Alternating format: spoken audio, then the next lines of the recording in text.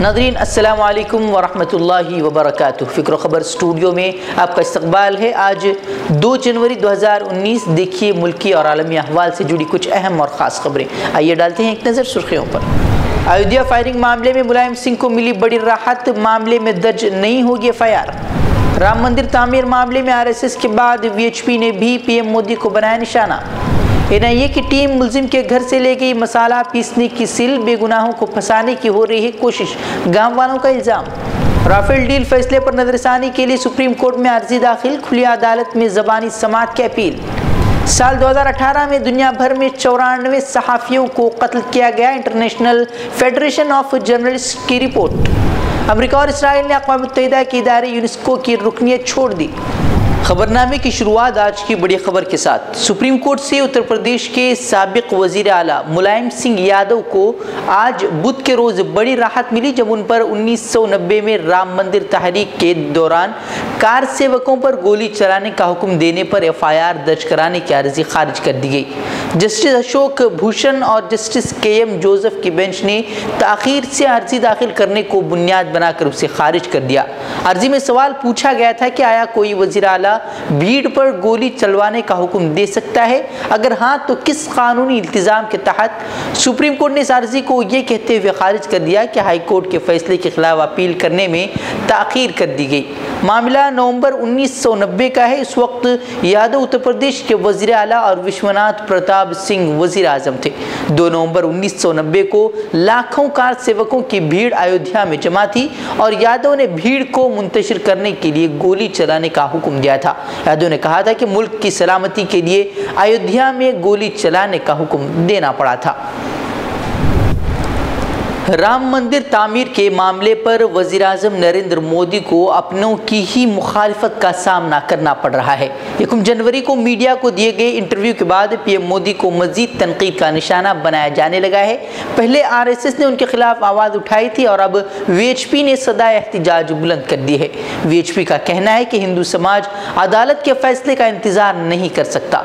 राम जन्मभूमि पर राम मंदिर तामीर के लिए ऑर्डिनेंस ही आखिरी रास्ता है।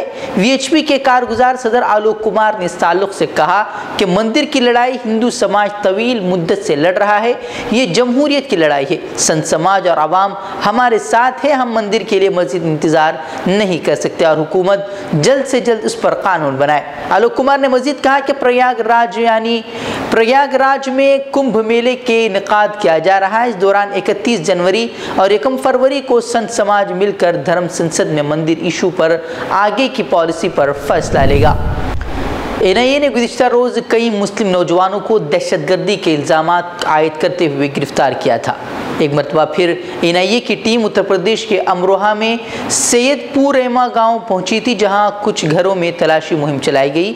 एबीपी न्यूज़ की एक रिपोर्ट के मुताबिक पुलिस ने यहां पहुंचकर हबीब के घर पर तलाशी ली, जिनके 2 बेटों रईस और सईद को एनआईए ने दहशतगर्दी के इल्ज़ाम में गिरफ्तार किया हुआ है। रिपोर्ट के मुताबिक सईद की निशानदेही पर घर से मसाला पीसने वाली सिल को भी एनआईए टीम अपने साथ ले गई। सिल तकरीबन हर घर में इस्तेमाल की जाती है, लेकिन इल्ज़ाम है कि सईद के घर से बरामद होने वाली सिल पर बारूद पीसा जाता था। हबीब के घर की एक दीवार पर आईएस लफ्ज लिखा हुआ था। एनआईए की टीम ने उस दीवार का भी फोटो ले लिया है। अहले खाना का कहना है कि खानदान का एक 8 साला लड़का है, इसरार सिद्दीकी, उसी ने दीवार पर शॉर्ट में अपना नाम लिखा था, लेकिन एनआईए उसे आईएसआईएस से जोड़ कर देख रही है। वहीं खवातीन का इल्ज़ाम है कि गाँव के नौजवानों को दहशतगर्दी के झूठे इल्ज़ाम में फंसाया जा रहा है। राफेल जंगी तैयारा सौदे पर सुप्रीम कोर्ट के फैसले पर नजरसानी के लिए साबिक मरकजी वजीर यशवंत सिन्हा, अरुण शौरी और वकील प्रशांत भूषण ने एक अर्जी दायर की है। सुप्रीम कोर्ट ने राफेल जंगी तैयारा सौदे पर 14 दिसंबर को फैसला दे दिया था। इस फैसले पर नजरसानी के लिए तीनों ने अर्जी दायर की है। तीनों ने अपनी नजरसानी अर्जी पर खुली अदालत में ज़मानी समाअत की भी दरख्वास्त की है। अर्जी में कहा गया है कि राफेल जंगी तैयारा सौदा पर 14 दिसंबर के सुप्रीम कोर्ट के फैसले फैसले में कई खामियां हैं। अर्जी में ये भी कहा गया है कि मामले में फैसला महफूज रखने के बाद कई नई हक़ाइक़ सामने आए हैं जिनके मद्देनज़र इस मामले की तह तक जाने की ज़रूरत है।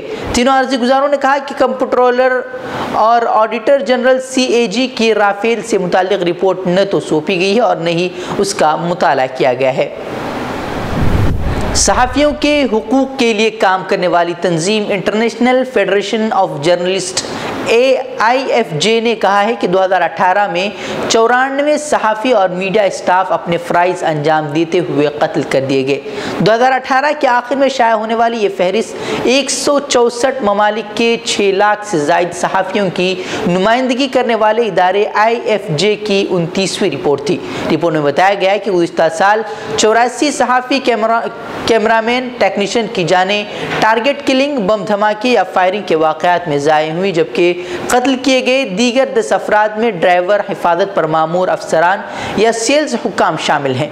कत्ल किए गए उन 94 अफराद में से 6 ख़वातीन भी शामिल हैं। 2018 के लिए IFJ की रिपोर्ट के मुताबिक अफगानिस्तान, शाम और यमन में ज़्यादातर सहाफ़ियों का कत्ल शिद्दत पसंदी की वजह से हुआ। रिपोर्ट में यह भी बताया गया है कि भारत, पाकिस्तान और फिलिपाइंस में आज़ाद सहाफ़त के हवाले से अदम बर्दाश्त, करप्शन और जराइम वगैरह के वाक़यात में इजाफ़े की वजह से सहाफ़ियों की जानें ज़ाय हुई हैं। अमेरिका और इसराइल ने अक़वाम मुत्तहिदा के दायरे यूनेस्को की रुकनियत छोड़ दी है। दोनों मुल्कों को तहफ़्फ़ुज़ात थे कि यूनेस्को इसराइल मुखालिफ तासुब को फ़रोग़ दे रहा है। दोनों ममालिक ने नए साल का आगाज़ होते ही अक़वाम मुत्तहिदा के तालीम, साइंस और सक़ाफ़त से मुताल्लिक़ इदारे को बाज़ाब्ता तौर पर छोड़ दिया है। इसराइल और अमेरिका का मुस्तक़बिल से मुताल्लिक़ लाएहमल अब तक सामने नहीं आया है। यूनेस्को ने मक़बूज़ा बैतुल मक़दिस में क़दीम मक़ामात को फ़लस्तीनियों का सक़ाफ़ती वारसा करार देकर 2011 में फ़लस्तीन को मुकम्मल रुकनियत दे दी थी। इस फैसले के बाद अमेरिका और इसराइल ने यूनेस्को को फंड्स की फराहमी रोक दी थी।